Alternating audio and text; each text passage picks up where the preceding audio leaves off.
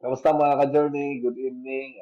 At syempre, no, nandito naman kami ni Repa Linmer for another new, fresh episode ng ating Push and Grind, Our Prosperity Journey. And sobrang excited ako today kasi sobrang real na usapan natin. By the way, ako nga pala ulit, sa mga di nakakaalam, si Nash JB from Virginia. And I'm Linmer, MedTech from Arizona. Salamat sa pakikinig mga ka-journey. Today we're diving into two big topics na magkaugnay. First, how to start building something kahit naka-duty ka pa. And number two is kailan mo pa gustong mag-sit sa scrubs. Oh, Kailan mo ganda nga... na topic natin ngayon. Sobrang ganda na topic natin ngayon. Kasi bro, let's be honest, no? Marami sa atin full-time sa hospital, di ba? Sa facility, sa lab, sa care homes, okay? Pero deep inside, palupas, meron pa rin tayo, kumbaga, desire na, kumbaga, desire din na tayong magsimula sa mga ibang bagay, di ba? Content creation, either business related, online income, freelancing. Pero, ang tanong, paano kung loaded ka na sa trabaho? And kung nagsimula ka na, the next big questions becomes, hanggang kailan ako magtitiis sa ganitong setup? May end game ka ba? O baka napasok ka na sa overtime pero hindi mo pa rin alam kung anong susunod. Parang lyrics ng kanta yun ah. Hanggang kailan ako magtitiis? Gan Anyway, kahit today's episode is all about being real with where you are. Okay? At kung paano ka makakagalaw kahit sa gitna ng duty mo. Then, we're gonna transition into deeper question. Anong plano mo in 3 to 5 to 10 years? Kasi hindi mo pwedeng bahala na forever. So if you're a healthcare worker na pagod na sa cycle pero may desire na bumuo ng bagong chapter, this episode will guide you one step at a time habang naka-duty ka pa. Let's get into it. Build while on duty and start thinking about your exit plan. So bro, real talk. Ang dami talagang ka-journey ang nagtatanong sa atin nito. Posible ba talaga na mag-build habang nagtatrabaho full-time? Kasi between 12-hour shift, call-outs, pagod, pamilya, parang imposibleng isingit pa ang dream, di ba? No, bro, no, I really get that 100%. Kasi ako mismo, dumaan sa place na parang trabaho lang muna, saka na lang yung ibang bagay. Yeah. Pero alam ko, I know for a fact, okay, when ako matutong magsimula. Okay? Nung na-realize ko na hindi darating yung perfect timing, kailangan kong gumawa ng way. Okay? Kahit nasa duty pa ako. So, ano ang una mong ginawa? Kasi I think yan yung malaking tanong eh. How do I start? Good question, by the way. Number one, I changed how I saw my job. Okay? Instead of seeing it as a blocker, no. Treat it as your first investor. Yeah? Hindi lang to sweldo, bro. Kasi ito yung mga binibigay na tools, discipline, at puhunan para sa pangarap ko. Halimbawa, yung overtime. Na, ginawa kong pangpondo ng ring light, no? Online course, ng savings para sa website ko. Siyempre, kumbaga, pambili ng mga furniture ko dito sa office. So, kahit nakakapagod, no, hindi na siya, pakiramdam na ubus lang ako. Now it felt like I'm building something more than this. Grabe ang shift ng mindset na yun, bro. Hindi ka lang nagtatrabaho para mabuhay, nagtatrabaho ka para magpatayo. Exactly. Then, secondly, I look for creative pockets in my day. Okay? Ano sabihin nun? Kasi kung inaantay ko yung 3 to 4 hours free time, di ba?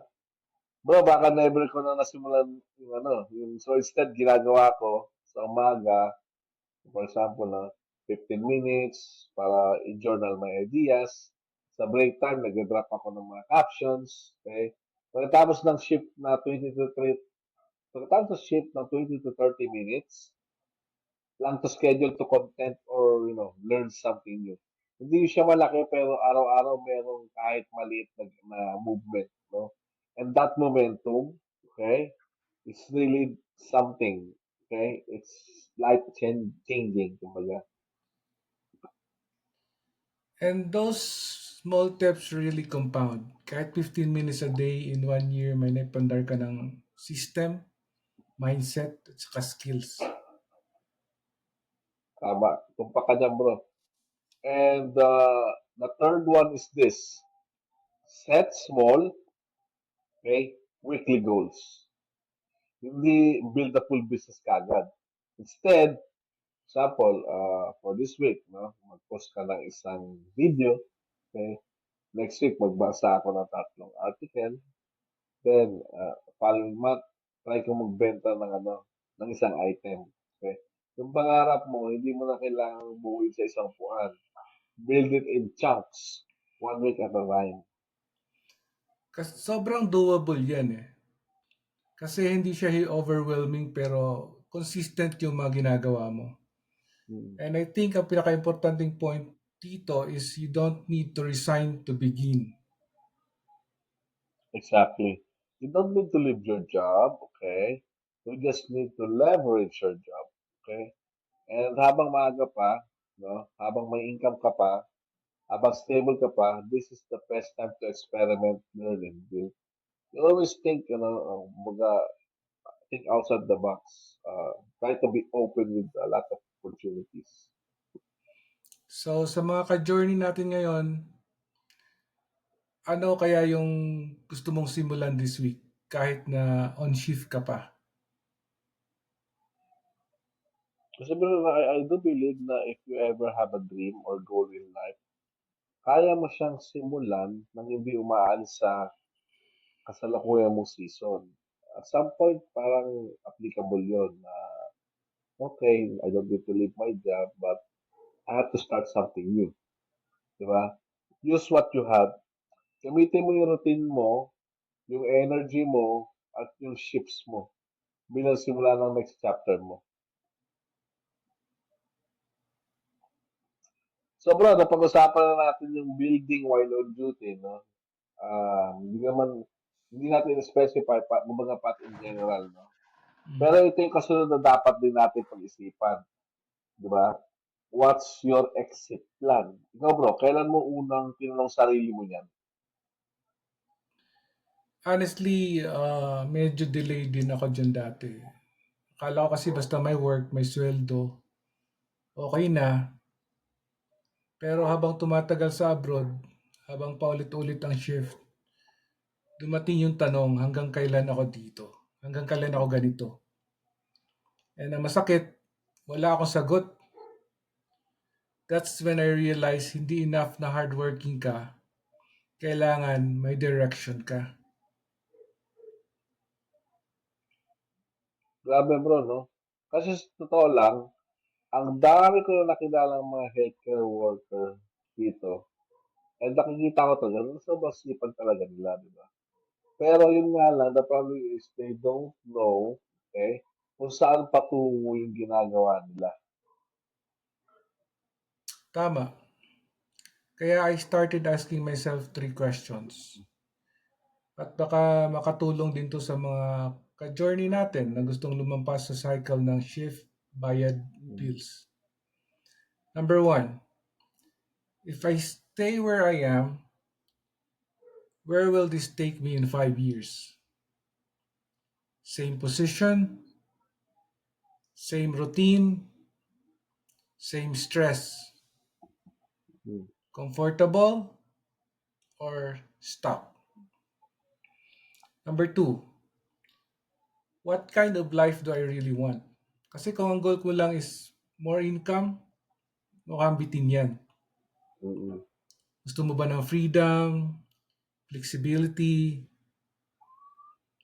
own mo yung oras mo, at saka may Mm. time ka sa pamilya. Dapat malinaw kung anong klaseng lifestyle ang gusto mo kasi doon iikot ang isipan mo eh. Number three, what can I start building now para meron akong option later? Baka hindi mo kailangan mag-resign bukas, Mm. pero kailangan mo magsimulang magtanim ngayon. Learn something, learn a digital skill, mag-start ka ng content creation or service-based offer or something na pwede mong i-grow habang naka-duty ka pa like investment, investing in something to something. There's a lot of opportunities. Kahit paunti-unti, basta may binubuo ka. Tama, bro. At kung hindi ka mag-start, no, ito kasi the problems na ang mga ano, karamihan. They are so scared to start, no, right now. Kasi kung hindi ka mag-start habang stable pa, baka balang araw mapilitan ka na maghanap ng plan B. And the worst thing is that kapag pagod ka na, di ba, napakahirap na pag doon ka pa na magsisimula. Exactly. Kaya nga ngayon, meron tayong binibuild quietly na project. Hindi pa natin sinasabi kung ano, Mm. pero sigurado ako na makakatulong to sa mga healthcare workers na gustong maghanda for the future. Mm. Sila maghanda ng maaga. Yung hindi biglaan, hindi stress, pero Yeah. strategic siya at values-based. Yeah, I'm so glad nga, at least, di ba, we start this one. Pero syempre, kumbaga, hindi muna natin, kumbaga, i-divulge kung ano yun, no? Pero syempre, ang gusto ko talaga dyan kasi, so, hindi lang siya para sa pera. It's about yung pag education mo about financial freedom, then you have choice, you got peace of mind, you know how the rules of money works here in USA. At the same time, you know how your money, grows and how it is protected, no? So yung mga ganong aspect pa. Yeah, so if you're listening right now and you've been asking, hanggang kailan ako kaya sa Scrubs? So baka panahon na para hindi lang tanungin yan, kundi planuhin din. Mm. You can start laying the bricks habang maayos pa ang takbo ng buhay mo. Because having an exit plan doesn't mean aalis ka agad, no? Ibig sabihin lang ito, at least meron kang contingency plan in case na, kumbaga, nakapag-decide ka na whether to, just continue your career. At saka, it means may direction ka, may vision ka, you have a choice. Tama ka dun. And one day, when the time is right, you'll walk out not because napagod ka, but because you're already prepared to walk into the next chapter. Yeah. Ang ganda ng direction natin. From building while on duty to crafting your exit plan. Mm. Pero kung gusto kong itap into something deeper, paano kung meron kang interest na hindi na lang para sa sarili mo pero alam mo makakatulong din sa iba? How did you start moving forward toward that? That's a good question. I really love that question, bro.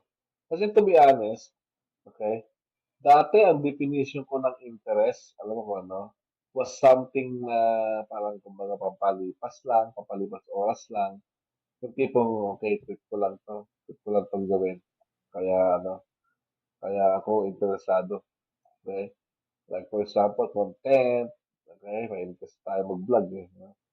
Journalist. I mean, journaling, or even just talking to people about mindset. Kasi ako may pag-usap sa mga tao of different walks of life. Kasi I do believe na I learned something from their experience. Di ba? Pero habang tumatagal nga, na-realize ko, yung interest ko pala is, there's always, there is a purpose. Hindi lang pala siya talaga, kumbaga, ginawa ko lang dahil trip ko lang, no? It's something that helps other grow too. Solid, bro.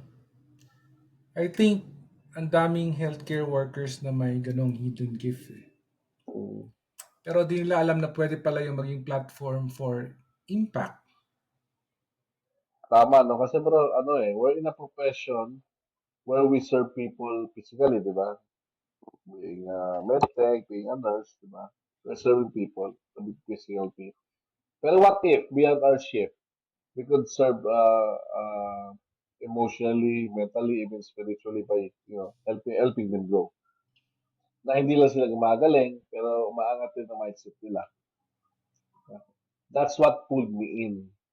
The idea that maybe I can use what I'm learning to help someone else move forward. So, naging interest turned mission. Exactly. And I noticed something too. Kapag ginagawa mo yung isang bagay, no, na gusto mong gawin, at nakakatulong pa sa ibang tao, if you don't go out, kumbaga, you burn brighter. Kahit pagod ka sa shift, di ba? Kung alam mo may isa kang kaibigan na nabuhay ng loob dahil sa'yo, so, iba yung feeling nun, parang you feel being fueled. Tama, ibang klaseng fulfillment talaga pag alam mong hindi lang sarili mo ang binubuo mo. Here's one more thing, bro. Minsan hindi mo kailangan magturo, di ba? Hindi mo kailangan maging coach. Minsan, enough na yung magkwento ka ng totoo, di ba? Yung ipakita ko lang na, ay, ito yung ano ko, ito yung ginagawa ko, baka makatulong din sa'yo. Yung simple sharing mo ng, sharing ng ating podcast, di ba? Idea, pwede na palang mag-trigger ng growth sa iba. Bro, yun ang favorite part ko. Yung simpleng kwento lang ng journey mo, pero biglang may nakaka-relate at gumagalaw Mm. dahil doon. Ganda. Yeah, exactly, no? So, para sa mga ka-journey natin, ngayon na mahilig sa content, no? Sa sharing and encouragement, I would say don't ignore the spark, okay? Baka yan ito na tinatawag ka to pursue and not just for income, but for impact lives, no? So, kung ikaw yan ka-journey, talungin mo sarili mo, may ginagawa ba ako ngayon na nakapagpabago ng perspective ng iba? If Mm, yes, keep going. yes. Kasi one day all those small efforts, your posts, your messages, and your quiet encouragements, they will multiply. Wala ka doon, diba? And the more you lean into your interest, especially when it helps others rise, the more aligned you become with your true purpose. Tama. Bro, gusto kong itong pag-usapan natin ngayon naman. Kasi real talk eh. Um, ang daming opportunities sa paligid, di ba? Pero bakit parang ang dami pa rin ang hindi tumutuloy? Bakit sa tingin mo maraming healthcare worker ang agad nagsasabi ng no? Bakit may clear na chance to grow or earn more? Bro, sobrang daming beses kong naririnig yan. And honestly, hindi siya dahil tamad sila. Hmm. Most of the time, fear-based or uninformed yung reason. Mm-mm. Let me share the three most common reasons na nakikita ko. Okay. Number one, wala akong time. Mm-mm. This is always the first one. But ang totoo, hindi kulang sa oras. kundi kulang sa clarity at priority. Kasi lahat tayo may 24 hours eh. Pero Mm. kung hindi mo nakita yung value ng opportunity, syempre, hindi mo siya pagbibigyan ng oras. Tama. And also, no, tama yan, no? Um, kasi kung urgent yung mahalaga sa'yo, ginagawa mo ng paraan. Exactly.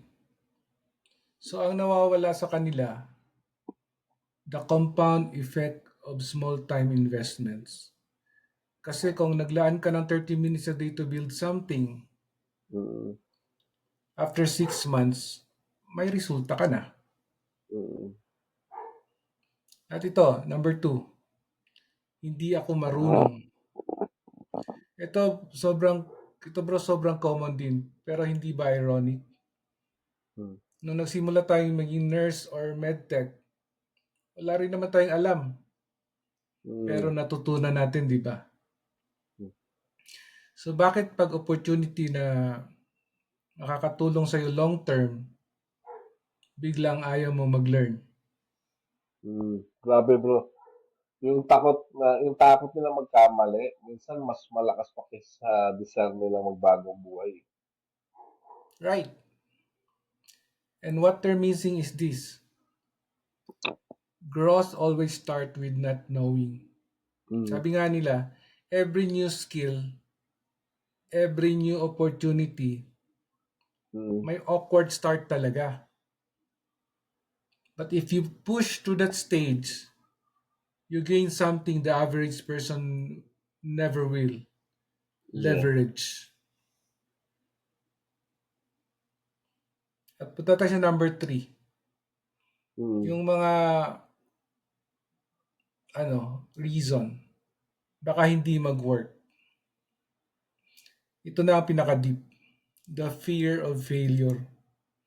Ayaw Mm. mapahiya, ayaw na ma-disappoint. Mm. Pero, bro, ano ba talaga ang guaranteed sa buhay? Mm. Even our jobs aren't guaranteed. But people say no to opportunity dahil baka raw walang assurance. Ironically, yung response niya na no is also a guarantee. Guarantee na walang magbabago. Exactly. Kaya, if you always say no because of fear, you're also saying no to growth, freedom, Mm. and future options. So mga ka-journey, no? So kung ka-journey ka ngayon, di ba?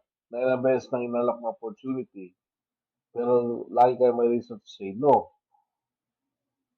Tanungin mo ang sarili mo, Mm. am I saying no because it's really not for me? Or I am saying no because I'm scared to stretch, learn, and grow? Siyempre, ang daming tao eh. Ang daming tao ang hindi mahirap, di ba? So, poor opportunity, poor. Ano sabihin ito? Pero, ang tawag dito? Laging lumalagpas ang pinto kasi takot silang Ulitin subukan. mo. Ulitin mo. Okay. Para Kasi makat bro, ko. ang daming tao ang hindi poor. Pero, opportunity, poor. Okay? Laging lumalagpas ang pinto kasi takot silang subukan. So here's our encouragement. Next time na may kumatok na chance, pause first. Listen. Kasi baka yun na yung sagot na matagal mo nang pinagdadasal eh. Hmm. At baka hindi lang yung opportunity para sa'yo. Baka yung opportunity mo to help other grows too. Correct. Exactly. So, ready na tayo sa last part of this episode.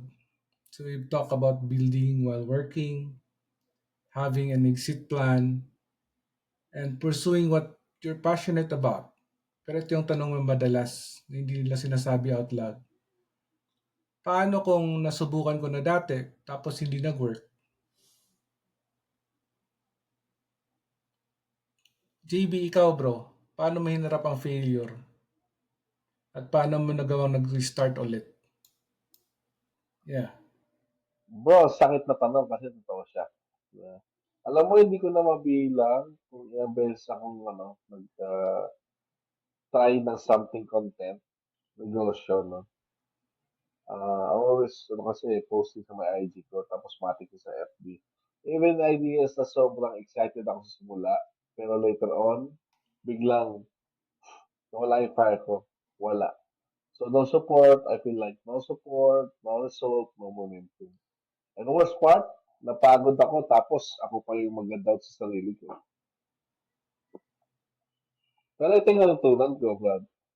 Just because something failed, okay, doesn't mean you're a failure already. Okay? Ang failure moment lang yun. Okay? Hindi siya identity. Yes bro, yung pagkabagsak natin, event lang yan. Pero ikaw, buong tao ka, may growth, Mm. may future pa.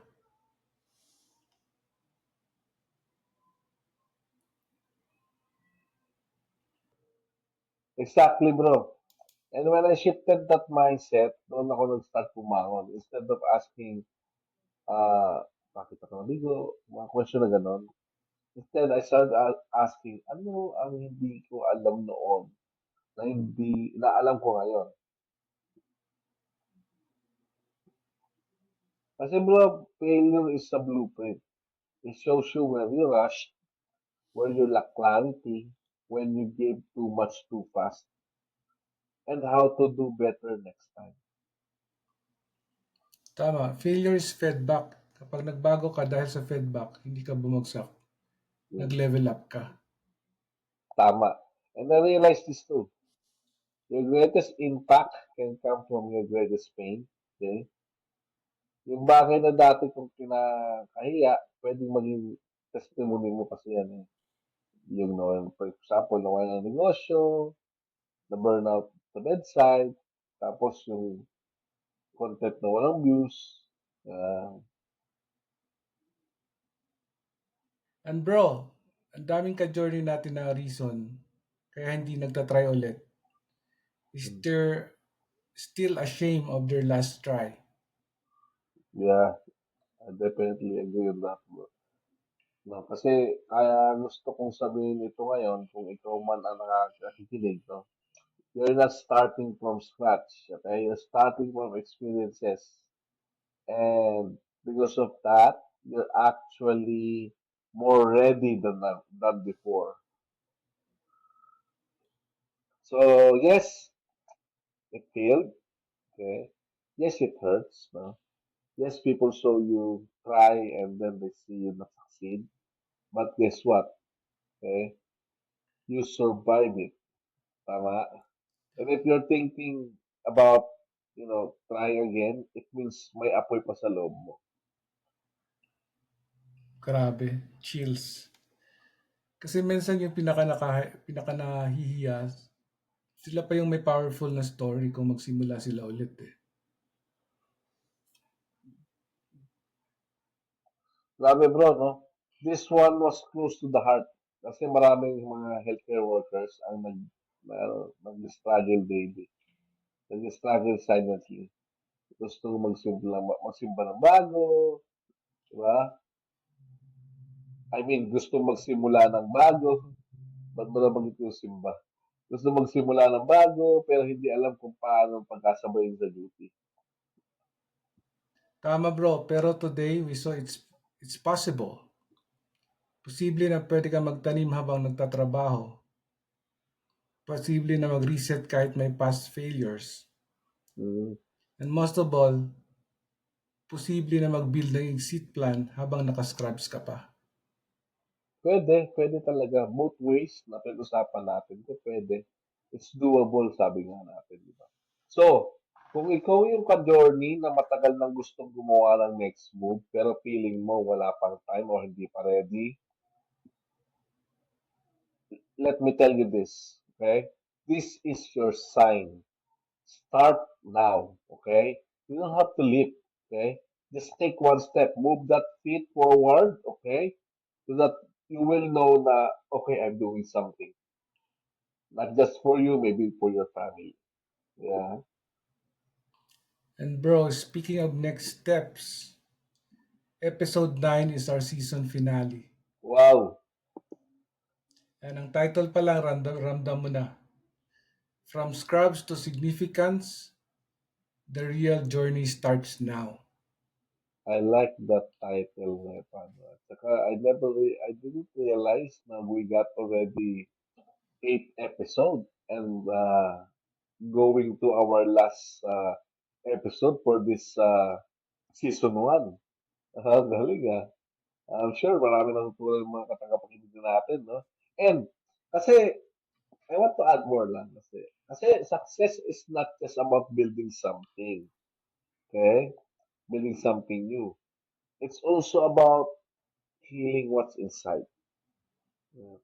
Next episode, mga repa, mga moms, we'll talk about emotional peace, purpose, and why your wholeness matters more than any title or paycheck. So follow us on YouTube and social media, and syempre Pinoy MT and Team Loberial on our social media para hindi mo ma-miss ang finale drop ng episode ng season 1. Exactly, tama yan. So, follow us, follow me on my IG, JB Rebol, okay? And then, so, yun, to wrap it up, no? Ang dami natin natalakay tonight and ang dami natin mga susunod pang mga talakayin. So, again, this is Push Season and 2 Grind, the Prosperity Journey. This is JB, Nurse JB from Virginia. ulit.